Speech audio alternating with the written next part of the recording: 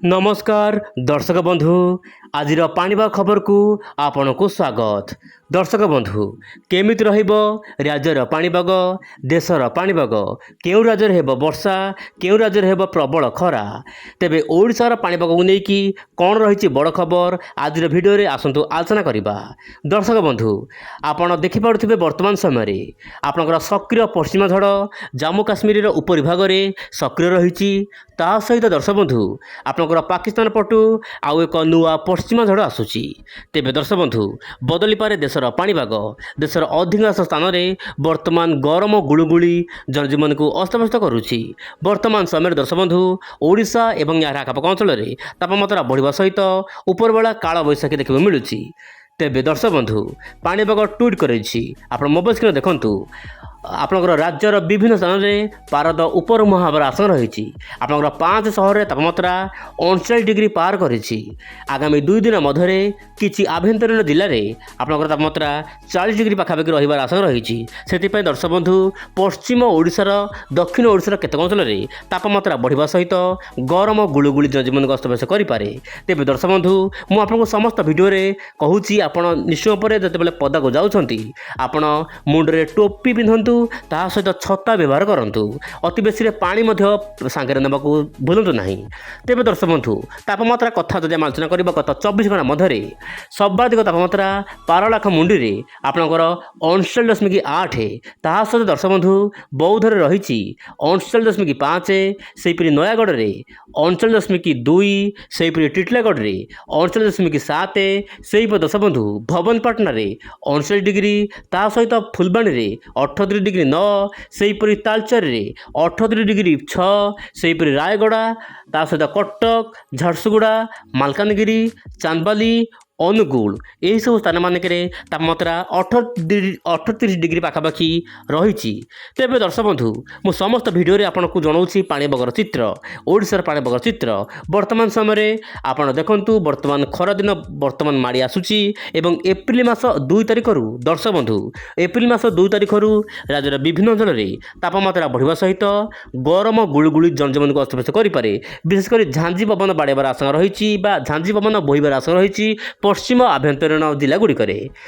तेज दर्शक बंधु वर्तमान मोबाइल स्क्रीन में आप देखिपे मु मोबाइल को सामान जूम करने को चेष्टा करी कारण मोबाइल को जूम कले आप जानीपारे देशर पाणीपागर चित्र कौन रही सारा देशर वायुर प्रभाव। तेज दर्शक बंधु आपड़ जानी आंध्र उपकूल में आसंता काल भिडियो आपको कही आंध्र उपकूल में जो गुरुचाप बल सृष्टि होता बर्तमान ताहा पश्चिम दिग को माड़ी आसी माने आपणकर देखु वर्तमान समय आपणकर प्लोट बेयर माने आपणकर दर्शक बंधु रोचे अंडमान निकोबर पाखरे वर्तमान गुरुचाप बलय सक्रिय रही जहाँपाई कि दक्षिण पूर्व वायु सक्रिय रही वर्तमान जमीक रोचे गोपालपुर पारादीप बालेश्वर भद्रक चांदबाली यार आखपाख अंचल तापमात्रा कम रहा सहित गुळुगुळी तो जारी दर्शक बंधु गुळुगुळी होबार आशंका रही कि गुळुगुळी कमिबार आशंका ना कि तापमात्रा सामान्य कम कारण सामुद्रिक वायु यथेष्ट परिमाण में प्रभावित होउची। तेज दर्शक बंधु आपड़ देखिले वायुर चलन केमिति रही देशर कौ स्थान में वर्षा हेबो वर्तमान समय आप जानिले। तेज दर्शक बंधु वर्तमान समय पाणीपाग तरफ ट्वीट करा जायछि जहाँपाई काल बैशाखी भाव आशंका रही विशेषकर उत्तर ओडिशार केतक अंचल में वर्षा रही पारे। आप मोबाइल स्क्रीन देखंतु भद्रक मयूरभंज जाजपुर ता सहित दर्शक बंधु आपंकर केउझर सुंदरगढ़ यही सब जिलार स्थान स्थान मध्यम हल्का फुल्का वर्षा केतक अंचल में भारी वर्षा देखा मिल पारे एवं जो यही जो वर्षा हेबो आपंकर दिन 3टा संध्या 7टा मध्य यही वर्षा हबार आशा रही जहाँ पाणीपाग तरफ ट्वीट कर दर्शक बंधु आपंकर 30 तारिख रु 1 तारिख मध्य उत्तर आभ्यंतरीण जिला जमीक रोचे ढेंकानाल ता सहित अनुगुल केउझर मयूरभंज यही सब जिलार स्थान स्थान हल्का फुल्का वर्षा देखा मिल पारे ता सहित बालेश्वर भद्रक यार आखपाख अंचल में सामान्य वर्षा देखा मिल पारे से पुणी काल बैशाखी वर्षा से दर्शक बंधु आपंकर 1 तारिख में केतक अंचल में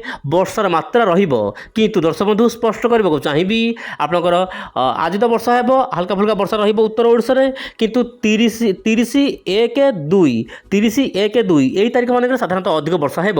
ମାର୍ଚ୍ଚ ମାସର 30 ଏବଂ ଏପ୍ରିଲ ମାସ 1-2ରେ ଅଧିକ ବର୍ଷା ହେବାର ଆଶା ରହିଛି ବୋଲି ଯାହା ଜଣାପଡ଼ିଛି ବିଶେଷ ସୂତ୍ରରୁ। ତେବେ ଦର୍ଶକ ବନ୍ଧୁ ବର୍ତ୍ତମାନ ସମୟରେ ଆପଣ ମୋବାଇଲ ସ୍କ୍ରିନ୍ ଦେଖନ୍ତୁ। ମୁଁ ମୋବାଇଲକୁ ସାମାନ୍ୟ ଜୁମ୍ କରିବାକୁ ଚେଷ୍ଟା କରିବି। ଆପଣ ଦେଖନ୍ତୁ ବର୍ତ୍ତମାନ ସାରା ଦେଶର ସହରର ପାଣିପାଗ ଖବର ଆଲୋଚନା କରିବା ଆସନ୍ତୁ। ଆପଣ ଦେଖନ୍ତୁ ବିଶାଖାପଟ୍ଟନମରେ ଦର୍ଶକ ବନ୍ଧୁ ଆପଣଙ୍କର 32 ଡିଗ୍ରୀ ପାଖାପାଖି ରହିବ ତାପମାତ୍ରା। ତେବେ ଦର୍ଶକ ବନ୍ଧୁ 32 ଡିଗ୍ରୀ କ'ଣ ପାଇଁ ରହିଛି ତାପମାତ୍ରା କମ୍ ରହିଛି? କାରଣ ମୁଁ ଆଜି ସକାଳ 9ଟା ମଧ୍ୟରେ ଏହା ରେକର୍ଡ଼ କରୁଛି, ସେଥିପାଇଁ ତାପମାତ୍ରା କମ୍ ରହିଛି। କିନ୍ତୁ ଦିନବେଳା ତାପମାତ୍ରା ବଢ଼ିବ।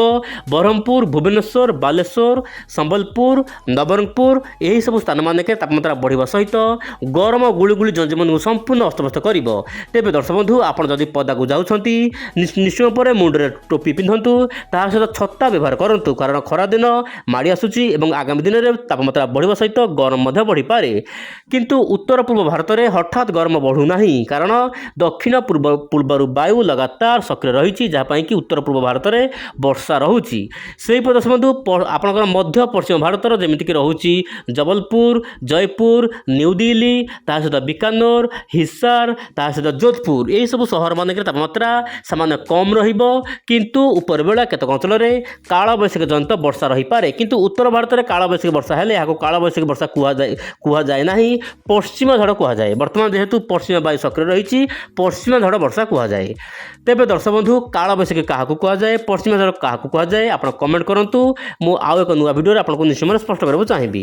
ସେହିପରି ଦର୍ଶକ ବନ୍ଧୁ ପଶ୍ଚିମ ଭାରତର ଯେମିତିକି ରହୁଛି ଆପଣଙ୍କର ସୋଲାପୁର, ଏହାର ଆଖପାଖ ଅଞ୍ଚଳ କର୍ଣ୍ଣାଟକର ସୋଲାପୁର, ତାହା ସହିତ ଗୋଆର ପାଞ୍ଜି, ତାହା ସହିତ ଦର୍ଶକ ବନ୍ଧୁ ତେଲେଙ୍ଗାନା ଏହିସବୁ ରାଜ୍ୟମାନଙ୍କରେ ବା ସହରମାନଙ୍କରେ ତାପମାତ୍ରା ବଢ଼ିବା ସହିତ ଗରମ ଗୁଳୁଗୁଳି ଜନଜୀବନକୁ ଅସ୍ତବ୍ୟସ୍ତ କରିପାରେ। ସେହିପରି ମ୍ୟାଙ୍ଗଲୋର, ବେଙ୍ଗଲୁରୁ, ମହୀଶୂର, ତା ସହିତ ପୁଡୁଚେରୀ, ଚେନ୍ନାଇ ଏହାର ଆଖପାଖ ଅଞ୍ଚଳରେ ପାଗ ସମ୍ପୂର୍ଣ୍ଣ ଶୁଖିଲା ରହିବ। ଉପରବେଳା କେତେକ ଅଞ୍ଚଳରେ ବର୍ଷା ଦେଖିବାକୁ ମିଳିପାରେ। ତେବେ ଦର୍ଶକ ବନ୍ଧୁ ଆଜିର ପାଣିପାଗ ଖବର ଏଇଠି ରଖୁଛି। ମୁଁ ଆସନ୍ତାକାଲି ପୁଣି ଆସିବି ଆଉ ଏକ ନୂଆ ଅପଡେଟକୁ ସାଥିରେ ଧରି। ନମସ୍କାର, ଜୟ ଜଗନ୍ନାଥ ଦର୍ଶକ ବନ୍ଧୁ।